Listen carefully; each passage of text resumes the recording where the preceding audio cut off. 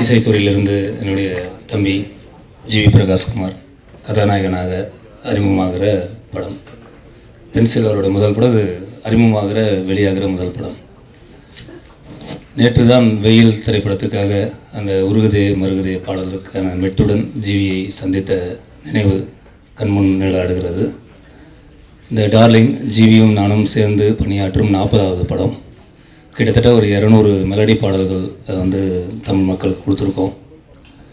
இந்த டார்லிங் பூஜை போட்டதுலேருந்து தொடங்கி இந்த ட்ரெய்லர், இந்த ப்ரெஸ் மீட் வரைக்கும் வெவ்வேறு காலகட்டத்தில் தம்பி ஜிபியை நான் சந்திச்சிருக்கேன்.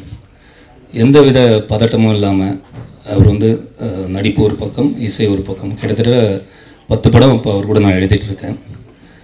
பகலில் நடிப்பு, இரவில் வந்து கம்போசிங், அந்த டென்ஷன் இந்த மெட்டுக்குள்ளே வராமல் அவர் ரொம்ப அழகாக 2 பாதையாக பிரித்து ரொம்ப அழகாக அந்த மெச்சூரிட்டியோடு பண்ணியிருக்காரு.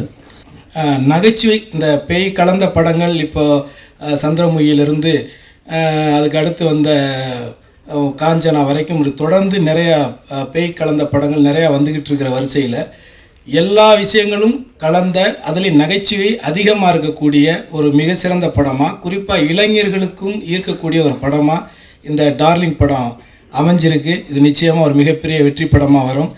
Sir and Allu Arvind sir for giving me such a lovely opportunity, Darling. And another big thanks to Sam sir and DOP Krishnan sir. Trailer looks really amazing and I'm looking forward to it. And it was a great fun working with GV sir and a whole cast and crew of Darling.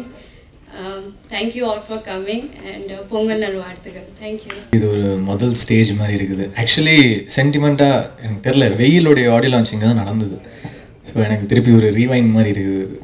திருப்பி என்னுடைய ஒரு முதல் படி. சென்டிமெண்ட்டாக நிறைய விஷயங்கள் இருக்குது darling பொறுத்த வரைக்கும். என்னென்னா, இந்த வருஷம் பிகினிங்கில் வந்து ஒரு 3 months வந்து பென்சில் ஷூட் நடக்கலை. வந்து என்னடா பண்ணுறோம் அப்படின்னு அப்படியே முழிச்சிட்டு இருந்த டைம். சரி, இது ஒரு சேஞ்சுக்கு தாடி வளர்ப்போம் அப்படின்னு சொல்லிட்டு தாடி வளர்த்துட்டு இருந்தேன். அப்போ வந்து பாபா கோயில் வந்து ப்ரேயர்ஸ் போயிட்டு இருந்த டைம். அப்போ தான் வந்து போயிட்டுருந்தேன். அப்போது திடீர்னு வந்த ப்ராஜெக்ட் தான் வந்து ஞானவேல் சார் கொடுத்த டார்லிங். திடீர்னு ஒரு நாள் ஜிம்முக்கு போயிருந்தேன். ஜிம் போயிட்டு வெளில வரும்போது பார்த்தா எங்கள் ஜிம்முக்கு மேலேயே ராயப்பாஸ்னு ஒரு ஹோட்டல் இருக்கும். அங்கே வந்து ஒரு சாப்பிட வந்திருந்தார். ஜிம் முடிச்சுட்டு வெளில வந்தேன். சார் வந்தாங்க. வந்த உடனே, என்ன தாடியெல்லாம் வளர்த்துட்ருக்கீங்க, நல்லா இருக்கு அப்படின்னாரு.